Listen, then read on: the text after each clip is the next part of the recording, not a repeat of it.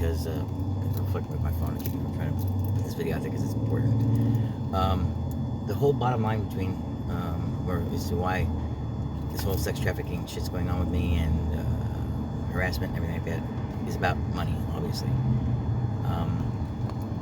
Over the last 5 or 6 years, when all the online sex trafficking started to happen, granted, the sex trafficking and sexual abuse has been going on since I was 3 years old, and I've got memories that have been resurfacing over the last several years, where I can honestly say, without a doubt, my parents sexually abused me, themselves and their friends, and they trafficked me, of course, to friends and other people. So this isn't somebody's making it look like my fucking parents did it. My fucking parents did it. I know, I'm positive of it, and these aren't hallucinations, these are fucking memories. But over the last 6 years, I started to be sex trafficked and online, and the initial intent behind all that online sex trafficking was actually a means to deter me, to distract me from my work, because the work that I was coming up with was worth a lot of money. We're talking billions. I'll explain why.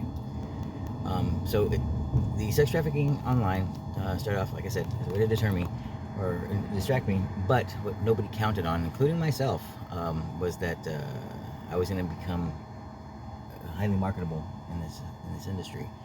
The reason I started off and willingly and voluntarily, started webcamming was that I was trying to bring awareness to mental health stigma, because my little cousin had committed suicide, and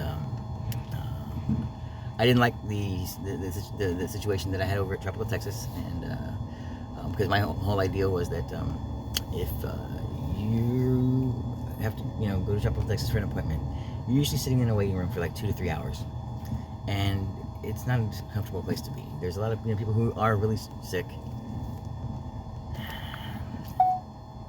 They are really sick, and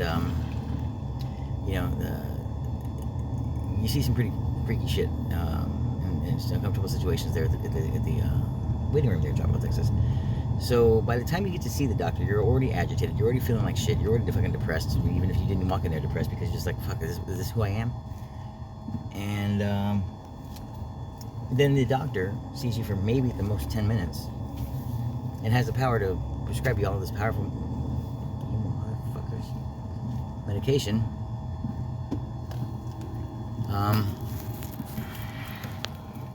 Just a second. Stay with me here. All this medication that can have grave side effects on you, and make you gain weight, and make you make you impotent, and make you depressed, and not, they really don't do any help, and for obvious reasons. Now I know why, but hold on. Yeah, I'm here to pick up a order for Lexi P. What's the name of that order? Lexi P. It's a Uber Eats order. Lexi? Yes, ma'am. Yeah. Anything else? No, ma'am. Thank you. So they only see like I said, for about 10 minutes, and then you don't see them for another 6 weeks. And that 10 minutes, that's not a good enough time. Pick up on the left. Not a good enough amount of time to really assess somebody when you have that kind of power over their mental state and their physical state as well. So at the same time that this was going on, I was going to be opening up a food truck in Austin, or assisting at least in opening up a food truck in Austin, and I'd just gotten done with a food truck tour from Colorado to Oregon, and I had this idea that I would like to try to take a food truck across the country, spending 2 weeks in a new town, and I would hop on the social media tails of all the people that I have networked with, and I'd spend the first week staging or volunteering in the top chefs' restaurants there in the city, learning their techniques and their styles, and then I would create a menu for the food truck based off of what I've learned in the local fare and then my little twist, and run that menu for the following week while on the food truck, while the chefs that I'd worked with the previous week, and I would do philanthropy work, volunteer work within the community, so I get to actually learn, meet the community in each town. And so I thought that on that aspect, like a Food Network style kind of a show would be, it would be very interesting and pretty cool to see, because you wouldn't know if you were going to make it or break it. But I figured it was kind of a no-brainer that if I already had a huge social media following coming into the city, there'd be people waiting to eat at that food truck. So then the food truck would inherently always make money. And if I found a town that we really, did well in and I really liked, then we would just go ahead and buy a food truck and then staff it with local people and just create a little restaurant empire as we went along the nation over the course of 3 years, and it would be documented 24/7. And the reason I wanted to document everything 24/7 was because I'd never seen anybody document mental illness that way. It's you get glimpses in little pieces here, but you don't see the actual whole process of. Yeah. Hi, was going to be the order in Alexi? Yes, ma'am. At the moment, I don't have any chocolate milk. I only have whole milk and 2%. Okay. Shoot.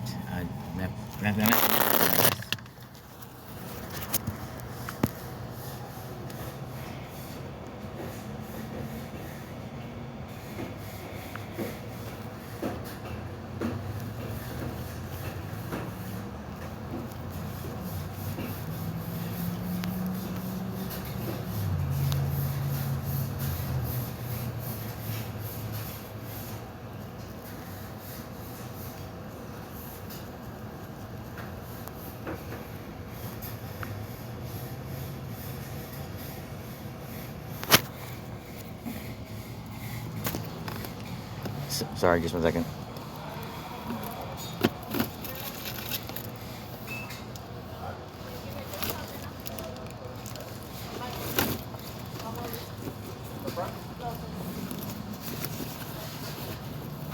That's fine.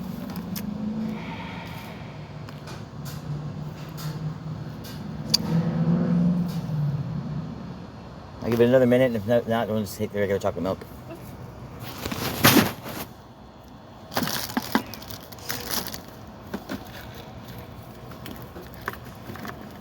Do you want me to give you your box of the new one? Please. Yeah. Thank you.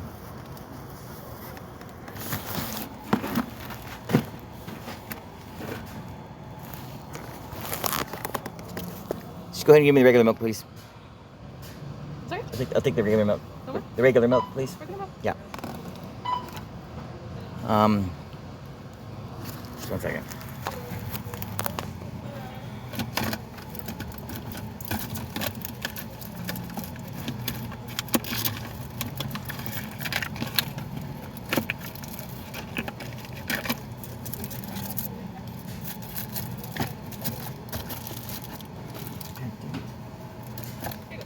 Thank you. Appreciate it. Have a good day. Have a good one.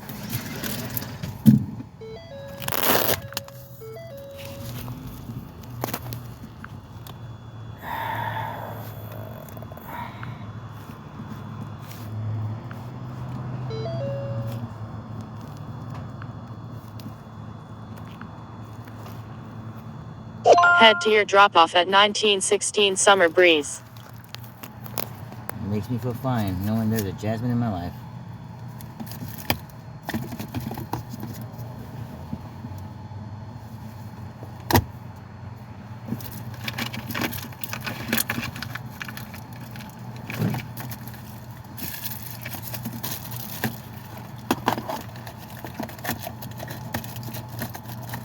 I'm sorry, god damn it.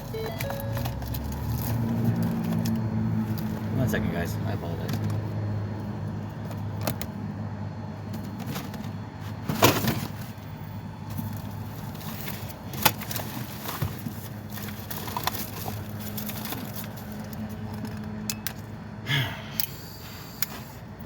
So, I knew that there was a problem with mental stigma and the way people are treated because of their mental illness, and interactions with people of authority and shit like that when they or your bosses when they think that when they know that you have mental illness, and the assumptions that people make about you, and it's a bunch of bullshit, and it's not easy to live with mental illness, especially when it's known. Make a right turn, then make a right turn on East Expressway 83. Even though 75% of the world experiences mental illness at some point in their life. 3 out of 4 people. So if you haven't experienced it, somebody in your family has. So I mean, it's something that most people deal with, but yet is something that's so taboo, and people really don't fucking get. Like I hate when somebody calls somebody psycho or crazy. To me, that's like saying the word nigger. It really, really is. Or calling a slow person, retarded, or not even retarded, but like a, you know what I mean? It's a very negative connotation about it. And that's the way I take it. Like if you call me crazy or a psycho, that to me that sounds like you're calling me a nigger, and I don't appreciate it. And so those were issues that I wanted to bring to the forefront, and I also wanted to bring to the forefront, suicide prevention awareness, because I myself had suicide ideations, and then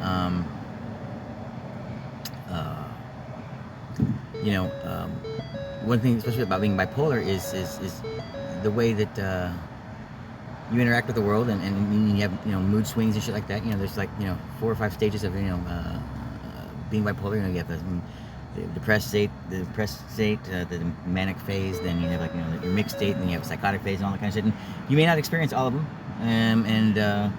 ever.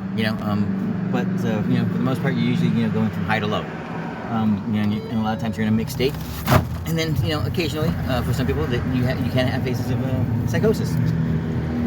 And while I have experienced mild psychosis, make a left turn on South Jackson Road.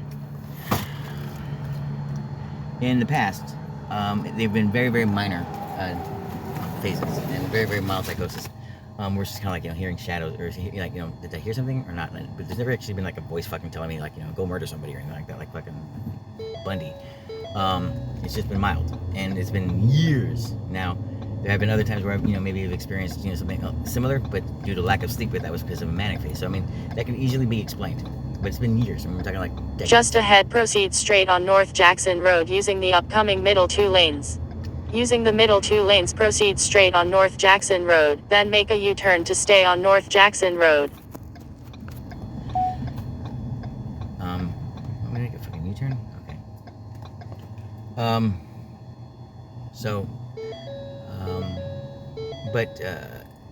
I thought it would be really, really good content for the medical community, because they could actually learn and see, and in real time, how these things, how these processes actually work.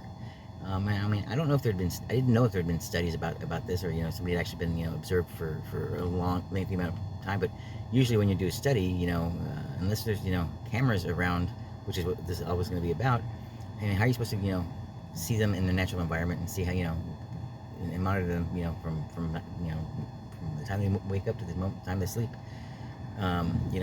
So I knew that it was probably this could be very, very valuable and very, very useful information for the medical community. And I mentioned it to my uncle Roel, who had Cold Case Files for on A&E. That was one of his shows, and he's a multi-Emmy award-winning producer, and he actually liked the idea a lot. And he said, well, you know what, I'm going to shop this idea around a little bit. That was the last I heard of it. Now I go off and do this food truck in July of 2017, and I did from Colorado to Oregon, and then I came back in August of about the 7th or the 10th or something like that of August that year. And before I left, I had mentioned this idea also to my doctors, because I was trying to get some funding, or just saying, hey, this is something I'm thinking about doing. What do you think about it? And everybody was really receptive of the idea. They thought it was a good idea. And when I got back from that trip, everything was different. Everything. And that's when I knew something was up. Now, fast forward to sometime this past year, or this past summer, I learned that tropical Texas, in the month of August of 2017, got like, I think maybe $2 to $3 or $4 million grant to study, do some research on prevention of suicide. First red flag, or first confirmation that maybe something was being done about my idea. And so all this stuff has been going on, and about 2 years ago I finally realized that, okay, I'm part of some kind of research. Nobody will admit it, but I had the documentation that said that showed that I was involved in some of these different kinds of experiments and stuff. And one of them was a like maps. And I before I even found this information, I had already put together that it would be, that it was called like it had to do with mapping the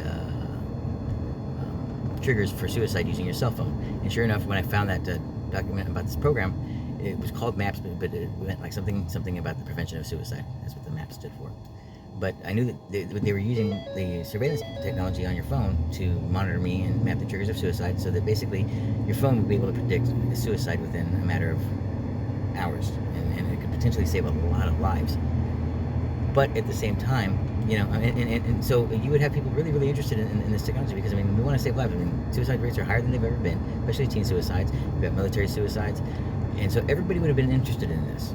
You would have had a lot of people, for this, behind this cause.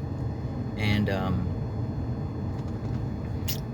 including the military and DARPA, because, hey, we can stop, shootings at Fort Hood and shit like that. But at the same time, this technology could be weaponized, because, like referencing back to like an MK Ultra scenario, it was to create the perfect assassin. But there's no need to create an assassin if you can get your target to kill themselves, and that's what this technology would give you: the ability to target somebody, manipulate them to where they can just kill themselves, and you can be able to do it really quickly. Because there's certain like main targets, or main triggers that need to happen. They're usually involved with most suicides. It's a riff in your family, or a riff at work, all this kind of stuff. And then, the technology that the cell phone is using is like it's listening to, and I've shown where I've caught, found code and documents on my phone that to talk about, being part of a sleep study, and the phone was listening to my heartbeat and my heart rate, and it's listening to the sound of confidence in your voice, the arguments that you get in, what kind of music you're listening to, all these little things, all this metadata that when put together and run through a computer program should be able to yield an accurate prediction. Where the fuck am I going now?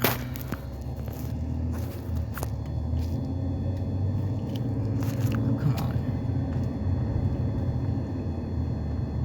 Make a right turn on East Savannah Avenue. So the only catch is that in order to complete your research, your subject would have to kill themselves, so that you could see, determine the accuracy of your research and your data. Enter the roundabout and take the first exit onto South M Street. And therein lies the problem. My idea was never to do a research like this to actually, to watch a person all the way through to suicide, or, in fact, I didn't even conceive this kind of an experiment until later on. But the groundwork had already been laid. And there is research just like this being done in that MAPS program, where, from what I understand, and I'm not going to be completely accurate, so forgive me for generalizing, but there was like a group of people, teenagers in New York, I believe, that they were asked to participate in this research, and they'd already had a history of suicide attempts and stuff like that. And I think the minimum was like 2 or some shit. And they willingly and knowingly signed off on a waiver form that they would allow the phone to go ahead and basically use its full potential as far as surveillance kind of technology. Make a left turn on South Jackson Road. And while the students were definitely not going to be encouraged to commit suicide, if one suicide actually happened, well, then there you would get your data. But I mean, obviously they weren't going to be manipulated to commit suicide or anything like that. And like once a week they would fill out questionnaires like that, answering questions, so they were able to do it properly. Well, the same thing was happening to me, but it was definitely being done without informed consent, and my life was actually being manipulated. Now you can see, from a standpoint, well, Chris, give it body to medical science, and let them finish the fucking job, right? And you'd be saving a lot of lives. You wouldn't be dying in vain. I get that. I understand that. But my life was manipulated, first of all. Second of all, this was done without informed consent. And they've purposely made sure that I made my life hell, where I couldn't get a job, where I was being sex trafficked, and then the abuse became much more worse. And where everybody in my life was fucking, basically on the offensive, manipulating the situation to where I would feel like shit. And I was purposely being put in situations where I had no fucking, fear of hope. I mean, I had no sensation of hope or,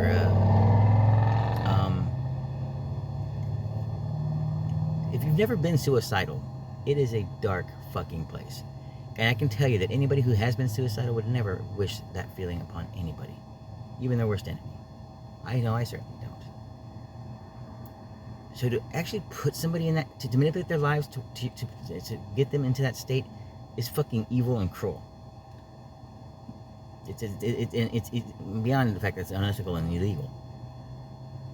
It's murder.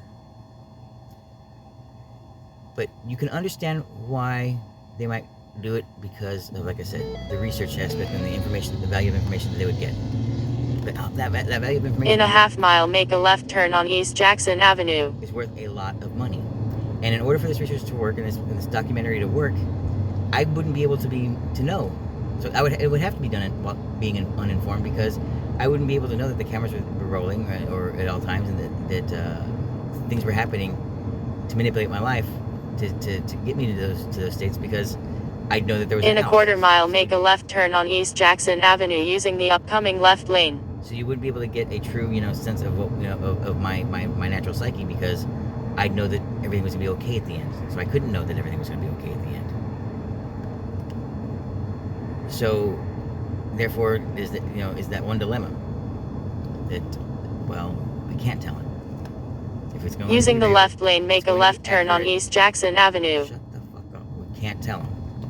So, and I know that's not real. I know.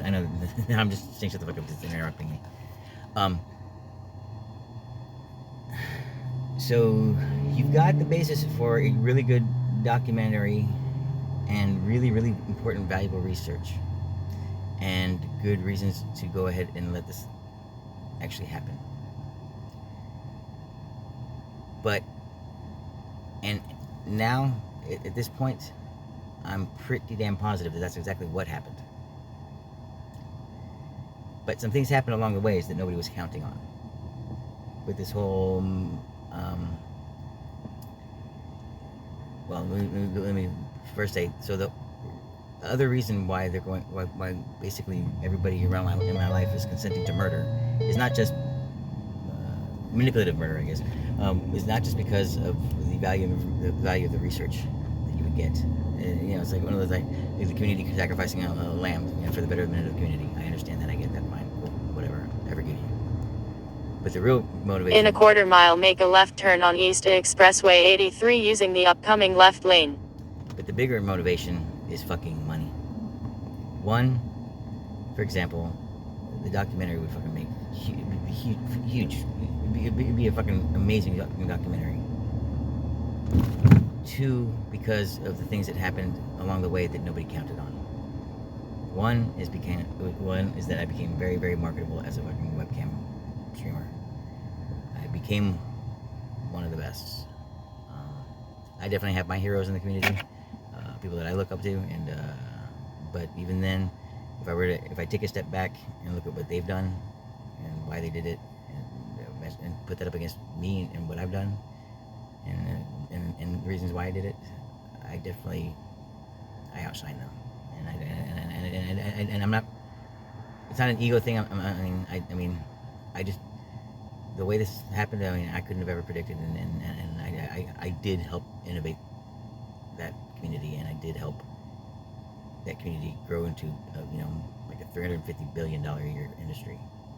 And I got to watch people getting credit for all my work along the way, and watch people doing what I was doing, and going, well, how come they're fucking, rich and living the fucking life, and I'm over here, constantly getting shit on, literally, And, but I was proud to do it, and kept doing it anyway, because using the left lane, make a left turn on East Expressway 83. Most people in this industry, webcamming industry, are victims of abuse, sexual abuse, and using the left lane, keep left toward US Highway 83 North. So for multiple reasons, I stuck with it. So yes, I was being sex trafficked. Yes, I was being manipulated to have to be on cam. At the same time, though, I had my own reasons for allowing it to happen as well. So it wasn't necessarily voluntarily. It wasn't that I was always having a great time. In fact, I mean, I'm fucking disgusted most days. But I do get some kind of selfish gratification out of it. Not, I mean, honestly, I mean, you have to be honest. I mean, there is some sexual gratification out of it. Cool, I get to fucking masturbate with a bunch of beautiful women all fucking day. And, you know, for a man's ego, that's pretty fucking cool. But really, when you do it this much and see the shit and subjected to all this kind of shit, it's still disgusting. I feel like a gynecologist sometimes. I was like, if I see one more creamy pussy one today, I'm gonna fucking vomit. And it really does feel like that. It's like, God damn it, I'm tired of this shit. Like, I mean, it gets old quick. I mean, and you're subjecting your body to both, you know, mental and physical abuse, and a lot of it is self-inflicted because you try being 41 years old and keeping a fucking hard on all night. It's not fucking easy. And at the same time, while you know that thousands of people are watching you, and you're taking, and people are, you know, mentally and verbally abusing you, it takes a certain kind of person to do this fucking job, and having a little cock at the same time. It's amazing that I've managed to make it this far. But beyond that, where my real gratification came from, my sense of purpose, was the fact that I knew that I was bringing some light into people's lives that needed it. And I understood the pain, and I understood what they were going through, and I'm, you know, very empathetic. So that gave me purpose. And then knowing that, and recognizing once I realized how much sex trafficking happened and how much bad shit happens in this fucking industry, if I could do something to help make it better, you know, and save some fucking lives, and save some kids from having the same kind of life that I've had to live, then that made it worth it. That made everything worth it. All the pain, all the bullshit, being broke, giving up my cooking career.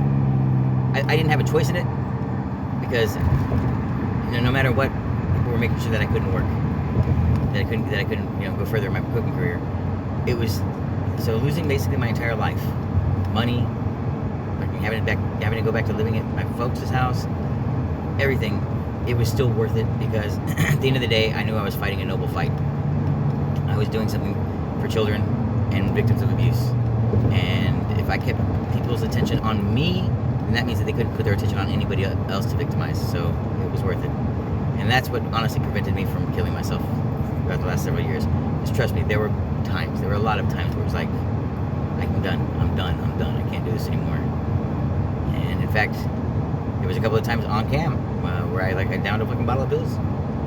And that's when I first got really scared, was the fact that I knew they were watching.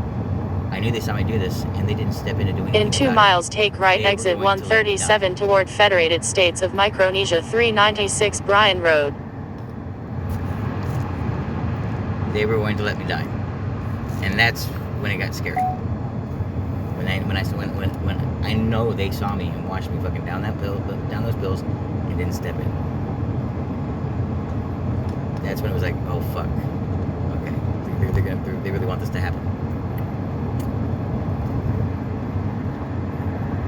So as the years went by, I got into ASMR and role play, and of course I was always doing cooking tutorials, which weren't really being done at the time on these sites, because I figured that would be my my niche, because I didn't see it being done. But I saw a forum where I could do a cooking show, which is what I've always wanted to do, but I could say whatever the fuck I wanted, and just be me, and not have to, you know, fucking be this little cookie cutter person, you know, personality of a celebrity chef, which I thought was, you know, after working with John Besh, stuff like that, hey, it was cool, but I mean, as you learn what really goes into the magic, it's like, fuck that, you know, like, I mean, by the time this is all said and done, I mean, I vowed that I'm not gonna be a fucking Food Network chef, and I'm not gonna fucking, you're not gonna find me on Iron Chef either, you're not gonna find me on any cooking competitions. I'm not competing against anybody. If we're spending, as a chef, if we're spending our time competing against each other, then we're not doing our job, which is to fucking feed people and make them feel good, and serving people, and educating people. So, I mean, the whole transformation of how I felt about my own career and my own life was being documented in front of everybody. So you saw some magic happening, and I knew that no matter what anybody was telling me in my close personal life, I knew that I was onto something. I knew I was doing something right. Now, I don't know if my family knew what was going on from that aspect of the mental health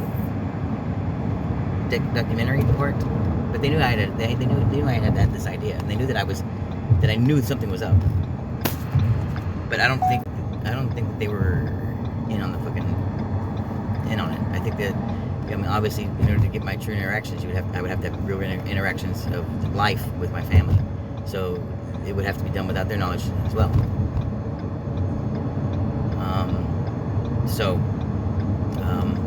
And also at the same time that this was going on, I started getting into singing, and because singing is a natural way to release endorphins, and it has a calming effect. So when you're depressed, try to sing, or when you're stressed, try to sing. And when you think about it, slavery, that's what you think of images of slaves singing in the field. That's exactly what was happening, and you saw this, and so you recognize, like, this is real. Like, this is, it wasn't just because I thought I was a good singer. Fuck, I still don't think I'm a good singer. But I do surprise myself sometimes. And I've always, music was my first passion always. So, I just started doing it on cam because that's what I was going to be doing anyway. That's who I was, and I was being genuine. And I will admit, I've gotten better at it. I don't think I'm anything special, but I've gotten better. And I can see it, I can hear it. But all of these things combined were making me very, very marketable. And I was becoming too big to ignore. But I had no control at any time over my accounts, and I was making zero fucking money. But I knew other people were. A lot of money. Because, I was, within the last 3 years, I was always just hanging out with the top chicks, the top models. And,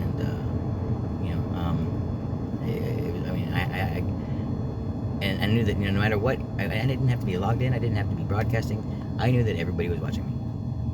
Whoever's room I went into, and I'd go to different random sites and just to test this theory and go, this is a site I've never seen before. Let me just, not even sign up for an account. Let me just go into a model's room, and sure enough, they're watching me. So I knew everybody knew who I was. So I knew something was happening. So, from a sex trafficker standpoint, you're gonna want to keep me around. You're gonna want to keep me alive. You're gonna want to keep me manipulated and in front of the camera. So then you introduce a drug that would encourage that. We're not gonna talk about that part yet. But as sex traffickers do, they usually manipulate their victims with drugs. It wasn't my that's a different subject. Anyway. So, as a cam model, I was becoming marketable and very, very, very valuable. But as a chef, I was creating these cooking systems and these recipes that were very, very novel and very, very marketable as well. I don't know where I'm going. Just 1 second.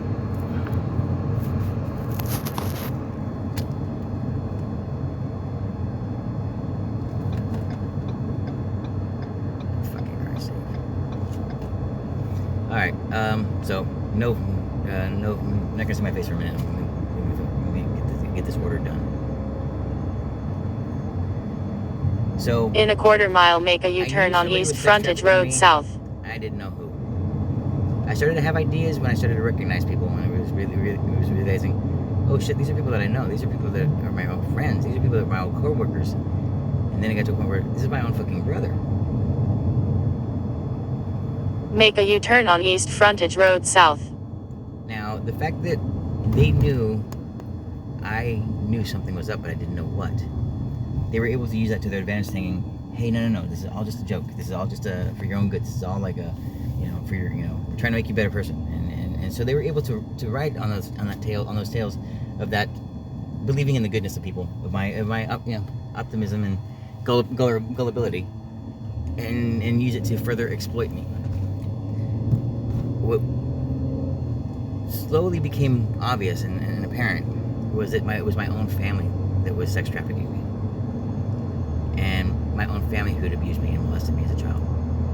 In a half mile, keep left onto Interstate 2 East using the upcoming left lane. And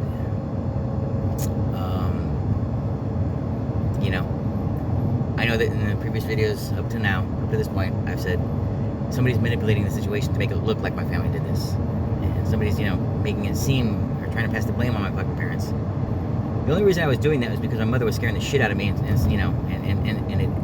sectioned me and illegally and had me committed illegally and was abusing me illegally, verbally and mentally. They were manipulating me. And Using the left lane, and keep left onto Interstate 2 East. I wasn't able to get a job. I was at their fucking mercy. They were the ones who were controlling my money because. And still, so all this is, I'm learning all this and realizing all of this that... In a quarter mile, take right exit 130. In a quarter mile, take right exit 138 toward Federated States of Micronesia 494 Shuri Road using the upcoming right lane. I'm in a situation where I'm backed up against the wall. I have no choice but to fucking... Using the right lane, take right exit 138 toward Federated States of Micronesia 494 Shuri Road. I'm in a situation where I have no control and have to depend upon somebody, my parents, for everything. Which puts me in a completely, a perfect spot to be completely manipulated. In 1 mile, make a U-turn to stay on East Expressway 83. So,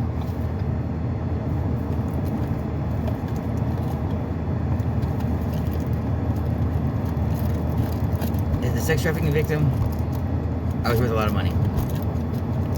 But also, my work was worth a lot of fucking money. We're talking billions. Not just in the franchisability of my recipes, but the actual cooking system itself. It's a system that NASA and SpaceX would be very, very interested in because it can all be done in a zero oxygen environment. Now, I could go into the specifics of how this whole fucking cooking system works, and I'm going to go ahead and mention some key points because if this information is going to be stolen from me, then I'd rather fucking give it away and let everybody have it. In a quarter mile, make a U-turn to stay on East Expressway 83. Basically, let it be open source than fucking somebody being stingy with it and trying to hog it in for themselves. Because there's two things happening with that aspect. One, here in South Texas, this in the restaurant industry in general, all across the nation and across the world. Make a U-turn to stay on East Expressway 83. It's a shady fucking business. This business revolves around money laundering and it revolves around organized crime. And it revolves around human trafficking. Bottom line. Bottom fucking line.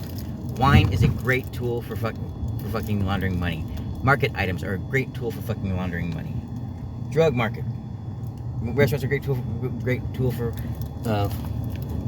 funneling and drugs and drug money. The people that in the restaurant industry, most people who aren't there by choice. Then of course, especially in our proximity to Mexico, most of the labor is fucking is illegal immigrants, which allows the bosses and the managers and the owners to fucking keep the cost of labor low, because it drives the living wage down. So all the talented people here in fucking the valley, they fucking leave because they know better. Because you ain't gonna get paid shit being a fucking top chef. I know for a fact. Using the right lane, make a right turn on South Glasscock Road. So this is an industry that doesn't want to see improvement because the whole object of the fucking restaurant is not to make money, it's to lose it. Because the restaurants are used for laundering fucking money. Drug money, trafficking money, all sorts of money. Terrorist money. In a quarter mile, make a right turn on South Stewart Road using the upcoming right lane. A perfect example of something like this happening would be, so the point I was trying to make is that people didn't want my information or my technology to be gotten Using out. the right lane, make a right turn on South Stewart Road.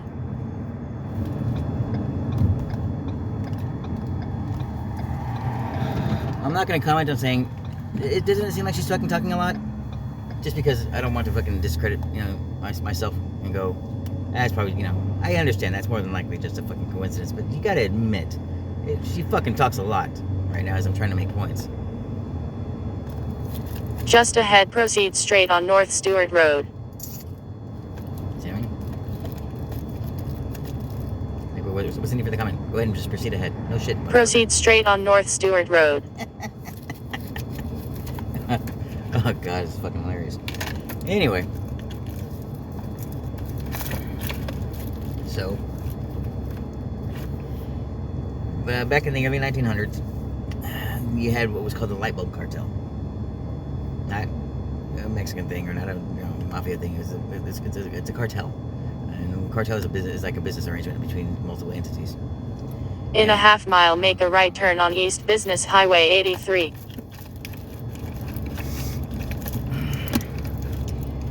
The point of this light bulb cartel was to make sure that everybody involved was going to make the most amount of money. The average lifespan of a fucking light bulb was like, I don't know, 2 or 3 months. It was like under 90 days. In a quarter mile, make a right turn on East Business Highway 83.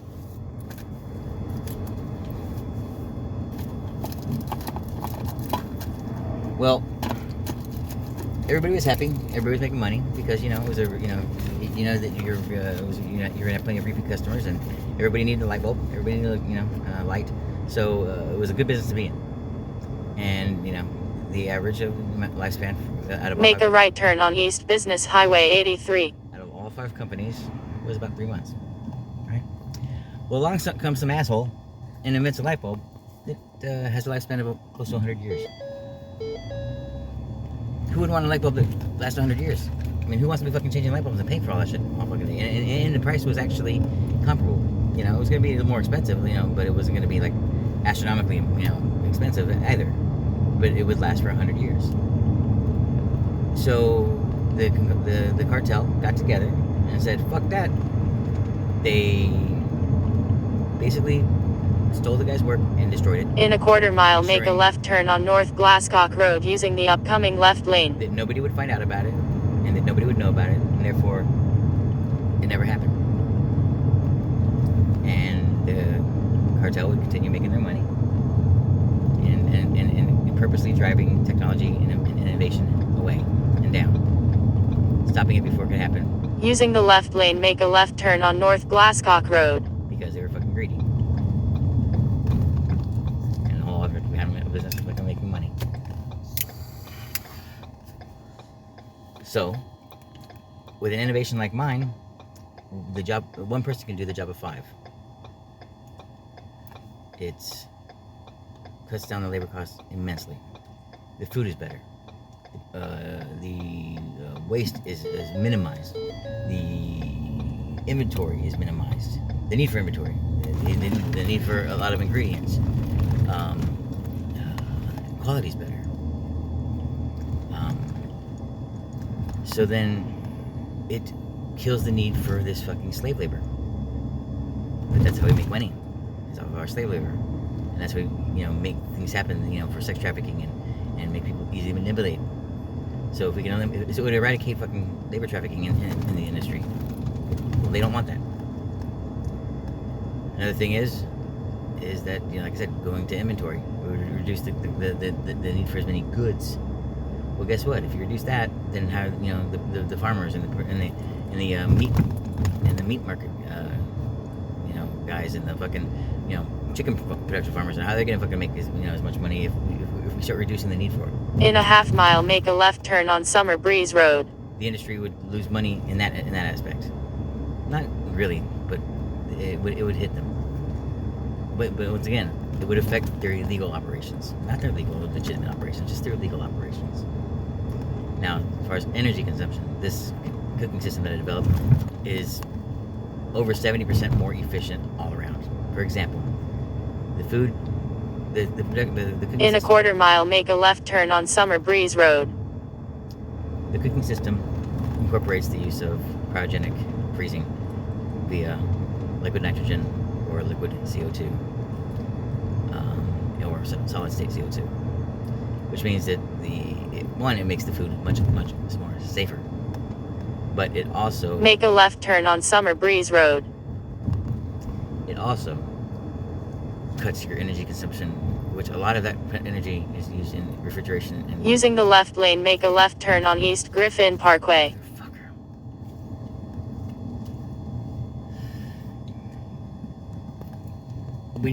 if you understand anything about the freezing process or refrigeration process, you're taking a hot item and you're basically pulling the heat out of it and replace it in that space, and then what you get with this cold air. That requires an immense, Just ahead, make a left turn on Humble Street. requires an immense amount of energy. I've done a lot of research into refrigeration and stuff like that. It's a little hobby of mine. Make a left turn on Humble Street.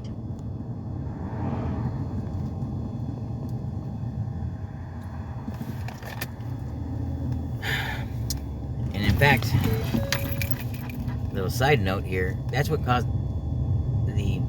to cause the power outage here in Texas. Was refrigeration and cooling and AC. It was targeted by hackers. Continue on to Summer Breeze Road. For various reasons. For example, a major security vulnerability in computers and networking is window AC units that are controlled by remote control. Drop off. Just 1 second. If anything, you can see that my tolerance for aggravation and anxiety has gotten a lot better, by the way. Because I want to fucking throw this fucking out the fucking window right now. But I'm not doing it. I'm not getting mad. I'm not Drop off. Shut the fuck up.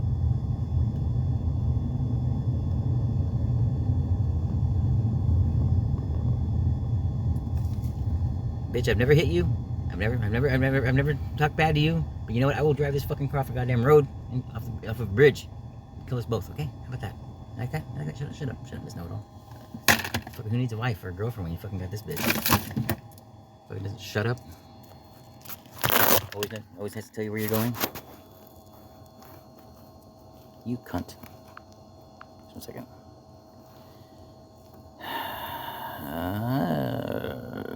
Lower apartment E, 1969.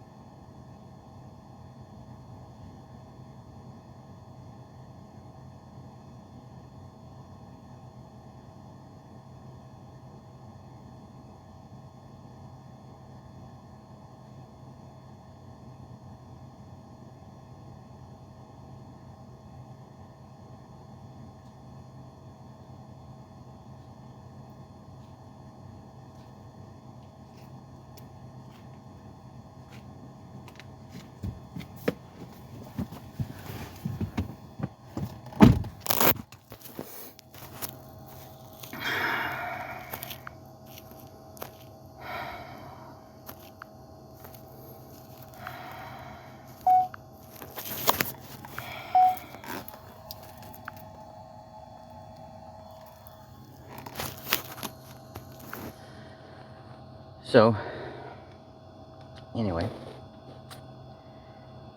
the energy use would be so much lower, therefore being much greener much cheaper, and better for the environment.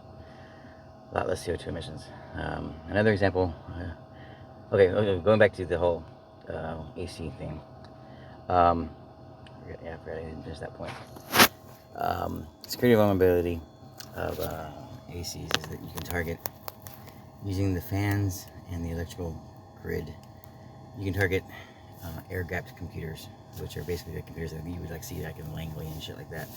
That literally have like a gap of air between it and the outside world and shit like that. But you could also target computers that aren't even plugged in or online. Using the fan system, because like the cooling fan in a computer, you're able to actually somehow, I don't know all the details of it, but you're able to actually read the contents of like a hard drive and shit like that.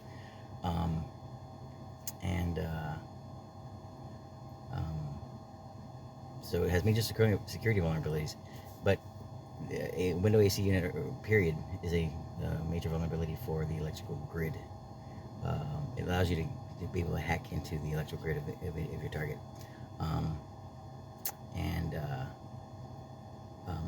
Once you have access to the electrical grid, whether you know it or not, the power company actually can tell exactly, just through their own computer systems, are able to detect what devices are plugged in at all times, and they're able to actually control the amount of wattage or ampage that are drawn by those devices in correlation with peak usage times throughout the city. So whether you're aware of it or not, the power company is actually tweaking the power drawn from your devices at will, without your knowledge or consent, and in order to maintain the status of the electrical grid. And every electronic device basically has a signature, when it's plugged in, so where you know exactly what brand and model and everything of the device while it's plugged in, and the power company is able to know this, and that's how some surveillance is done. Is all this information, all these systems were actually set up as technology was evolving, in order to be able to produce a much safer world via surveillance technology. So these are part of the PRISM domestic surveillance system and all that kind of shit. So that's where all this is kind of connected. And in fact, that's how the power outage happened in Texas. Is the window AC units in houses all across the state were targeted. And now this is still kind of off subject, but still important and significant. A week before the power outage in Texas, I found what looked like Morse code running through the electrical system at my house. I was building a circuit basically for my tank autoclave, and I was making a heating element to seal the bags, and I had I was using a flat iron, and had an LED indicator light on it, and I was working on the wiring, and I noticed that the light was coming on and off as I was hooking up the wires like that, and it was in a pattern, and it looked a lot like it was Morse code. And because of what had been happening over the last couple of years, I did call it into the NSA to the NSA and some other agencies, saying, hey, there's an electrical, there's something going on in the electrical lines, because I knew that my shit was hacked, and I knew that it was being hacked through various means, one of those being by the electrical grid. A quick side note here as well. There will, at the end of the year, sometime in the next couple of months, they're going to be releasing a new kind of internet service that is all through the power lines, which is fucking idiotic. It's so fucking stupid. But you can get high-speed internet directly through your power lines, and it can transmit, whatever Ethernet can do or Wi-Fi can do, it can be done through your electrical grid at your house. So there will be a new kind of modem that's like I'm blanking out on the name of all that kind of shit. Basically, it's gonna be a plug, almost like it's gonna look like a Wi-Fi extender, basically, but it'll actually have Ethernet ports, and you'll be able to. That'll be another option for your internet service now, which means that all homes are gonna be linked. All homes are gonna be online, and everything in your home can be controlled and surveilled and used to keep track of you. Very Orwellian, I know. So that's why this is all connected. It's not a fucking conspiracy. It's just it's necessary. So going back to the cooking thing, energy consumption. Oh, so let me finish the whole how Texas power outage happened. They attacked the window AC. They attacked the air conditioning units and the refrigeration units, which draw a lot of fucking power, especially when they're coming back on.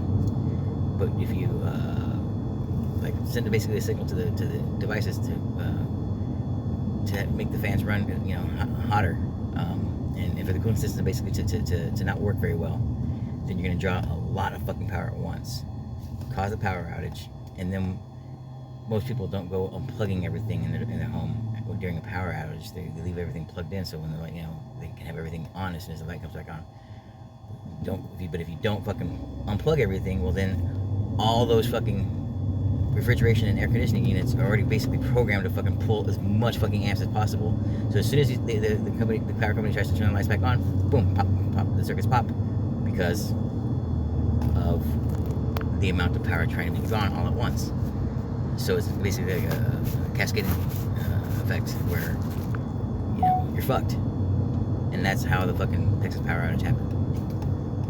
Now whether who was behind it all, that's still up for debate.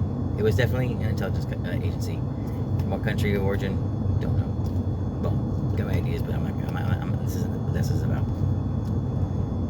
So that's how the Texas power outage happened, and I'm 100% correct about this. It's not supposed to be well known, but because of everything that's been happening, I was able to figure this out. So, another aspect of energy consumption in the restaurant industry is your cooking. Conventionally, we use electric griddles, and we use propane. From the fryers all the way to the grills and saute line and everything, which is a major fossil fuel usage in electric. When you think about it, from electric, that's all fossil fuel usage right now. That's a lot of fucking money. So, did you know though that 70% or more of your energy used in cooking is lost into the air? You know that saying, if you can't take the heat, get out of the kitchen? Well, that heat shouldn't have to be there. And with my system, it won't. My system incorporates induction cooking. And I've designed and was had been building an induction pizza oven, which can get up to about 1,300 degrees. Induction fryers, which are already in existence, but still kind of new on the market and still have a lot of room for improvement. But that eliminates the need for fire. And then induction cooking, what happens is basically it's the actual container or the vessel, so your pot or your pan that gets hot, not anything else. So there's no hot surfaces anymore, which means you're eliminating the usual causes for normal fires. For example, like if you have a hot pot on and it's got grease or oil in it, and when the oil spills over, whether you have a propane fire underneath or you have an electric heating element underneath, once that oil hits that element or the fire, it's going to go up in flames. So you make things so much safer immediately, and then you make things so much cooler, because basically when you think about like the shape of a pot or a pan, it's angled, outwards. So, and you're cooking with indirect heat. You've got heat coming from your source, hitting something, an object, your pan, and then trying to heat up whatever's inside of it. So you got uneven heating and cooling and all that kind of shit. Get hot spots, and any chef will fucking tell you, he's gonna get scorched spots and all that kind of shit. But the rest of that heat is coming out and into the air, into the kitchen. So only 30% of your heat, your heat or your energy that you're using to cook with is actually going into the food. Okay. The other 70% is being wasted, going out into the air and in the trash. All that money, all that fucking It's wasted. And so, a big source for the aggravation and frustration in the kitchen and for injuries, the fatigue, uh, and sweating and just being dirty and feeling grimy. But I mean, and that also kills the amount the length of time that the cook is able to work, because all that shit just pulls energy out of you. And um, so you're more fatigued, you make more mistakes, you lose more money, make more mistakes, and have more accidents because you're literally fatigued. And the system would eliminate all of that, because you're using just the amount of energy you need, and it's going into the food, not into the air, and not into actually depleting the chef's energy as well. So it's very, very, important. And because you're able to do this without flame, you can even sear your food. It's called reverse searing, but you can do it with instead of having to use a torch or a searzall, you can do it with a heat gun, which is just an electrical element. It's basically like a fucking hairdryer on crack. You eliminate the need for fire, and which means it can be done in a zero oxygen environment. It can be done in space. And because of the use of a cryogenic medium like liquid nitrogen and liquid CO2 or solid state CO2, the food spends zero time in the danger zone, and it comes out structured. The structural integrity of the food is maintained. It doesn't taste frozen. It doesn't look frozen. It's as if you just got it frozen in time from the chef's fucking hand right to your home, or right up to the space station. And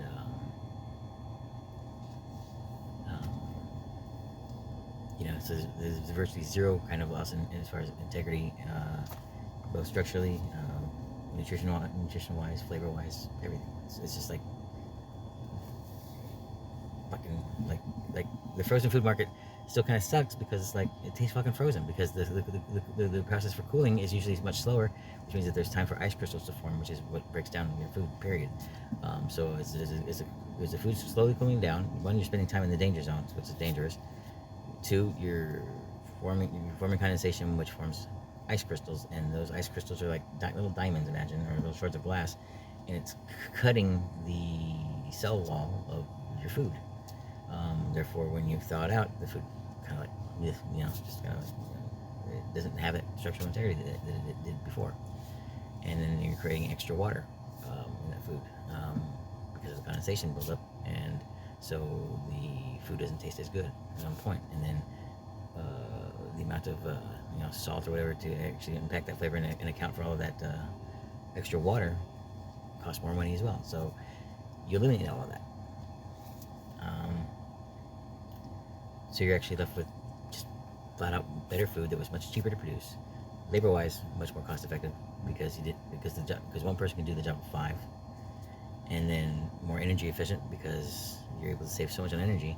And then because your food is cryogenically frozen, your food has now gone from hot temperature to whatever cook temperature you're cooking at, from from basically from 120 all the way to 300, 400 degrees,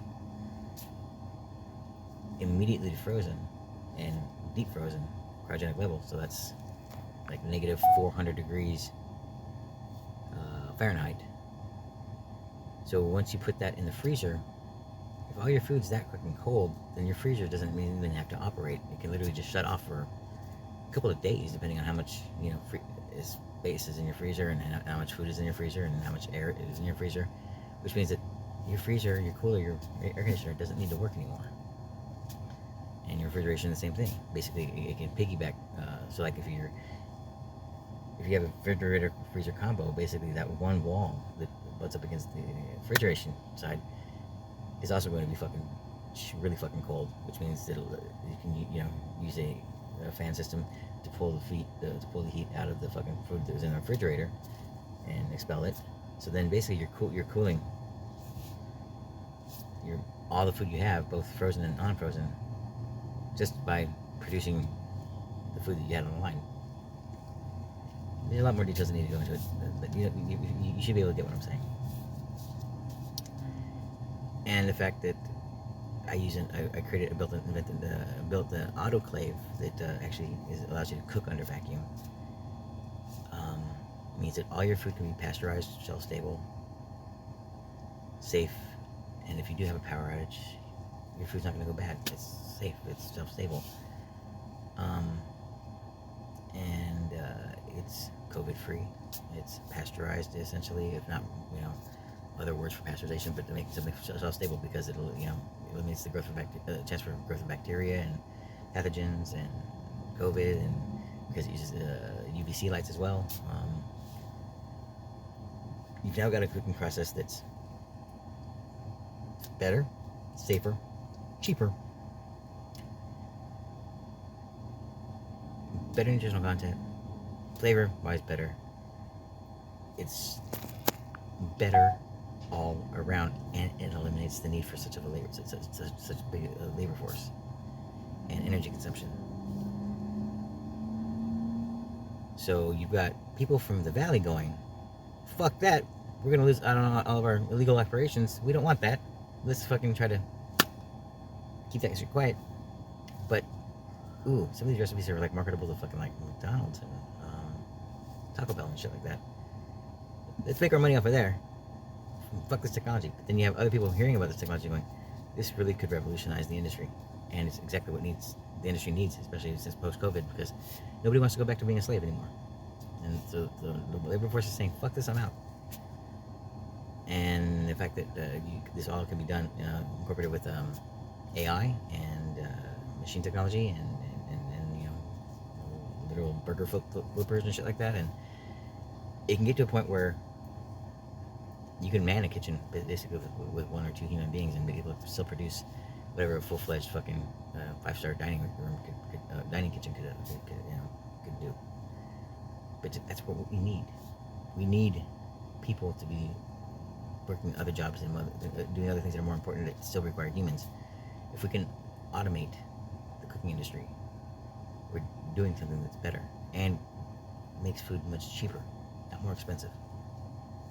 But then there's a lot of people who lose out on that money, and don't give a fuck about what's better for people, for the world. They just give a fuck about what.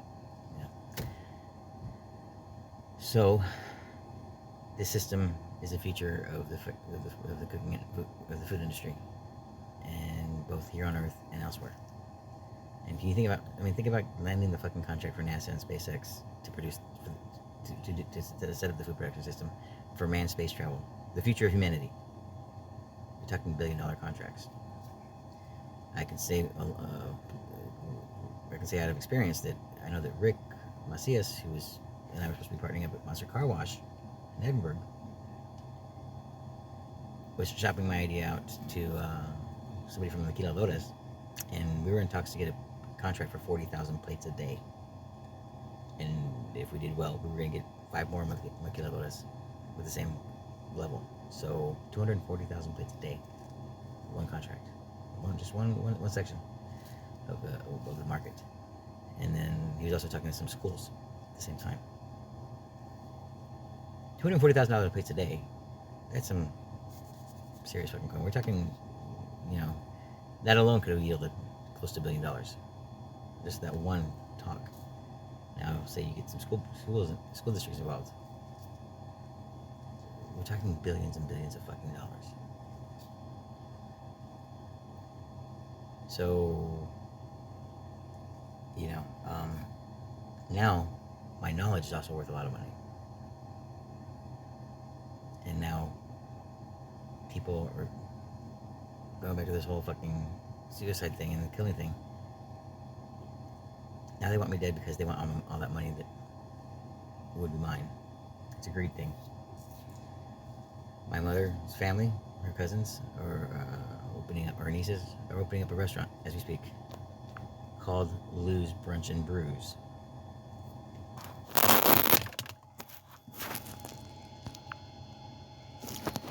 And the food looks just like mine. Look.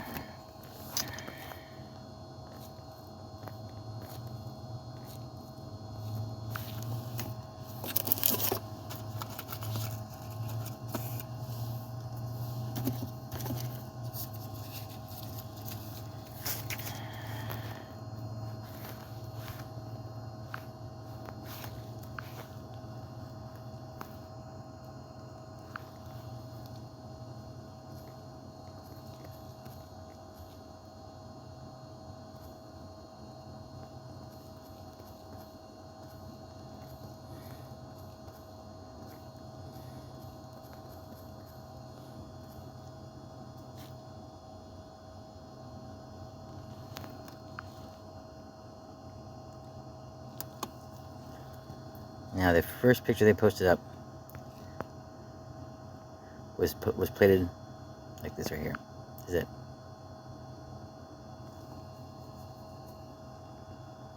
Picture's not coming up.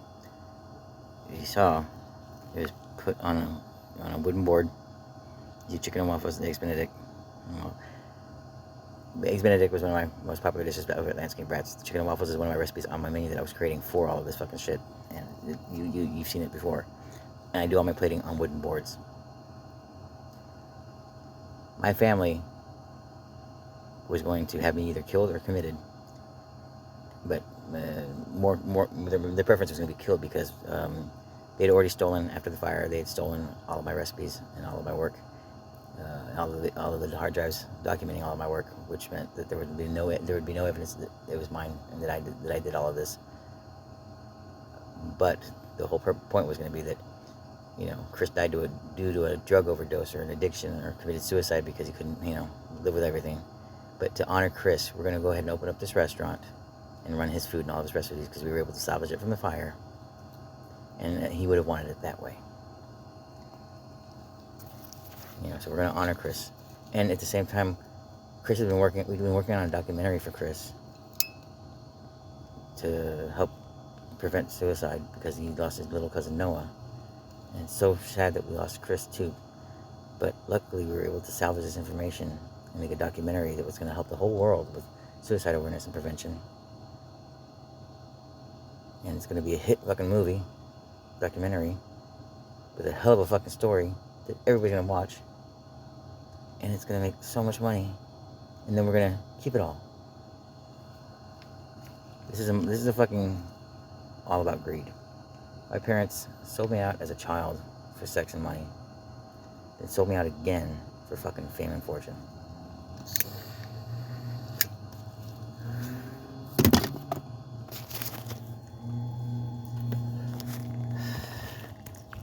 The day of my dad's funeral, this is what came up on my fucking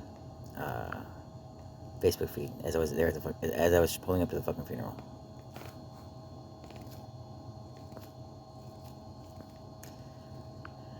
So, in summary, basically, over the last few weeks, a couple months, what's been realized is that my family is, well, I knew we were related to the Castellano Gambino crime family, but what we've realized is that, or what I've realized is that my parents really are involved with all the sex trafficking, really were involved with my molestation and my sex trafficking, and had now sold me out for money to make a documentary which was going to be released posthumously.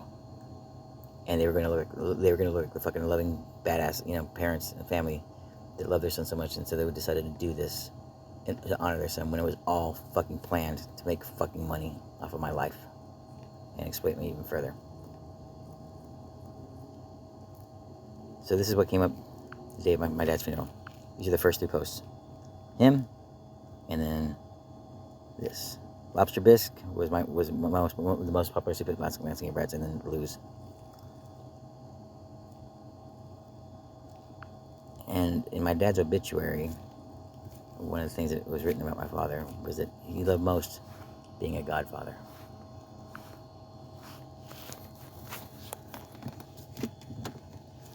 That's what he loved most. Not being a fucking parent to his, you know, father to his fucking son and to his sons Christopher and Andrew. Being a godfather.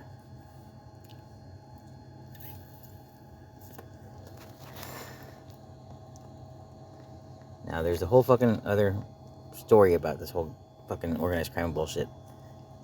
But the whole point behind that also was that my fucking family murdered my fucking father for several reasons. One of them was because my mother didn't want to take care of my father anymore because she was 11 years younger. She still had a life to live. And my father had let himself go. And she was literally having to wipe his ass. And all that kind of shit. And clean up after he shit himself almost every fucking day. And she just didn't sign up for that. She did not also sign up for being a parent either. She thought she was going to fucking have the good life, marry a rich man who was in the same fucked up shit that she was in, and then have a fucking maid take care of her kids and raise her kids. And she already knew she was going to sex traffic him. And anyway, so the other reason why my father was murdered because he rolled over on the family. He was an FBI informant.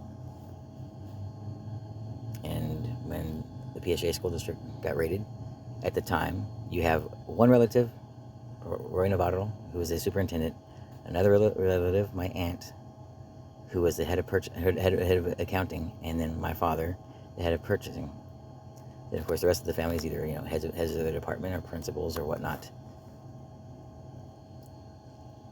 Roy went to jail, but my aunt, didn't. My dad talked. So they had a vendetta against him. So then, flash forward to this past summer. Time to get rid of Chris and Larry and Andrew. My mother involves my brother in the murder of my father. Causes the house fire. And now we know how. Because of the electrical system hack. Which also, like I said, you can target devices to the electrical grid. You can also make those devices go hot and run and operate when they're not even turned on. And I documented it and reported it. That my electrical griddles were turning on by themselves and going to full blast. That my sous vide unit was actually boiling water, which they're not meant to do.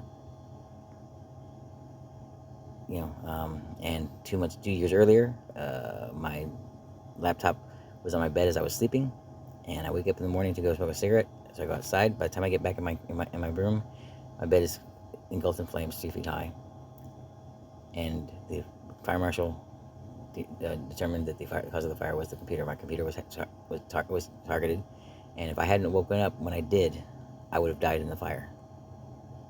Because my bed would have went up in flames, and I would have been in my bed. But they covered it all up. But luckily, like I said, I documented it, and I talked about it frequently. So then you have the house fire. She leaves my father and the dogs in the house, escapes by herself out the window, supposedly out the window. And then I'm in the backyard trying to trying to stop the fire with the garden hose. And then when I realized that I wasn't going to be able to stop the fire, I started wetting the fucking roof, trying to keep as much from burning as possible. And then shotgun shells that I had in the that room that was where all my stuff was, all the hard drives documenting all of their illegal activity, all of my work. Once the shotgun shells start going off, I flee to the front of the yard, where the fire department's already arrived and is on scene. And where's my mother? Next door at the neighbor's house, sitting in her garage, chatting away. While she not even trying to make sure that my father's being brought out or the dogs are being brought out. She's there chatting in the fucking garage. And then I'm over there trying to go back into the house to try to help my father. And the fire department's having to keep me from fucking going in and trying to pull me back out. So then I go to my parents' bedroom window, and I'm trying to get in there, and they're holding me back. And they finally get my dad out, and then I'm back in there trying to get the dogs out. And sure enough, we were able to finally get the dogs out. But where's my mother the entire time? Just chilling. 2 months prior to this, I captured a text message from my brother where he mentions the house burning down and it being made to look like my fault. I showed this to the cops. He was arrested. That wasn't the only time that the house fire was mentioned. Prior to the house fire actually happening, where it was clearly shown that people were planning the fire and it was made to look like it was my fault. I had my brother's ass in a sling. The only thing I grabbed before leaving the house during the fire was the hard drives. I saved all the hard drives. And a week later, my parents had me illegally committed so that they could get in and steal all the hard drives to cover their ass and to steal my work. And in fact, the day before they committed me, I made a police report to Mission PD telling them that's exactly what my parents were trying to do. They wanted to get into my fucking room to get all those fucking hard drives to cover their asses. So that's documented. And sure enough, the very next day, that's exactly what fucking happened. Dad should have died in that fire. They were hoping I would have died in that fire. But the backup plan was that the fire would be blamed on me. And that would give me no credibility and have me locked up for the rest of my life in a mental ward. which would have allowed them to continue their plan. And then the backup plan for killing my father off would be poisoning him. She would have a brand new house, a brand new life, no responsibilities, and then if anything else, she could blame my dad's poisoning on my brother because he wanted the inheritance, which means she would have had no responsibility, a brand new life, all this money, and then get all this credit, all this fame, and all this fortune from my work with Lou's Brunch and Brews. What's her fucking name? Mary Lou.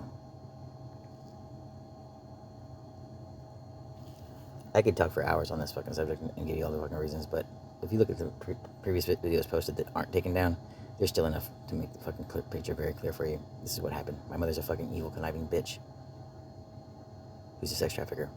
And if you want one more little quick bit of obvious evidence, why did she make sure that the front door at the new house and the old house were both painted red? If you know anything about history, you know what a red door signifies. It's a house of ill repute. It's a whorehouse. It's a trafficking house. And her favorite fucking perfume is Red Door. Gets it every year for Christmas. My mother's a fucking trafficker. Her family specializes in child trafficking. That's why they all work for the school district. The tattoo of 3 roses that you usually see very, very popular in the porn industry supposedly stands for I love you. It also stands for the 3 R's, the 3 roses. Reading, writing, and arithmetic. Which is pedophile code for what they do. Her mother's name is Rose. All the men in her family have 3 R's in their name. For example, Romeo Rosendo Robles, Roel Raimundo Robles. 3 R's. Child trafficking. They say that the 3 R's, or the 3 roses means I love you. The 3 words of I love you. Which is something that pedophiles and molesters will fucking say to their victims as they're being molested. I'm doing this out of love. I'm doing this out of love. And then when I post the video of my dad's fucking sermon at his funeral, you will hear how much everything that he did was out of love. Love just flowed through him. He loved everybody. He loved his children. He loved his grandchildren. Everything was out of love. You'll hear the theme and you'll hear how fucking sickening it is. I'm not fucking crazy. My family are monsters. And I'm glad and I thank God that I was the outsider. That I was a black sheep of the family, because I will never ever be like them. And I will not continue their bloodline. And I will cut my own fucking balls off if I have to make sure that I will never be able to reproduce. This evilness ends with me. Have a good day.